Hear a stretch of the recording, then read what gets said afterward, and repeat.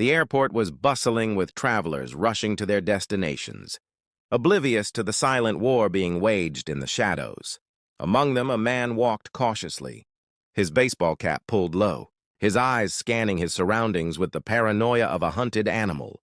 Jong-nam had lived in exile for years, far from the cold, iron grip of Pyongyang. Once the favored son of Kim Jong-il, he had been destined to rule North Korea.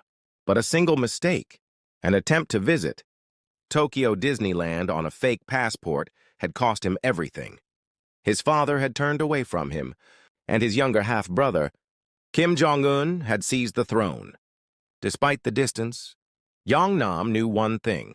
No one ever truly escaped the wrath of the supreme leader. He reached the check-in counter, exhaling slightly as he handed over his passport. Just a routine trip, or so he thought. Across the terminal, two women approached, laughing and giggling like ordinary tourists. One of them, a Vietnamese girl named Joanne, nudged her friend, an Indonesian named Siti. They had been told this was just a prank, a harmless joke for a reality TV show. As they neared Jong-nam, Joanne suddenly lunged, smearing a cold, greasy substance across his face.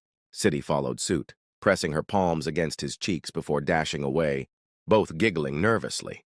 Jong-nam staggered backward, stunned. His hands trembled as he wiped his face, his skin tingling, burning. The world around him tilted. He gasped for air.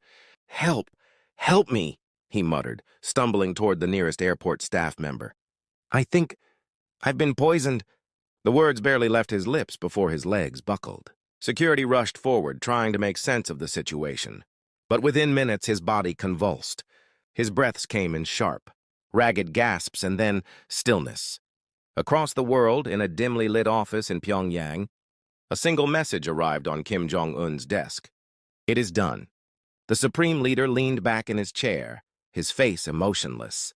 He had eliminated the last loose end, the only other living member of his bloodline who could challenge him.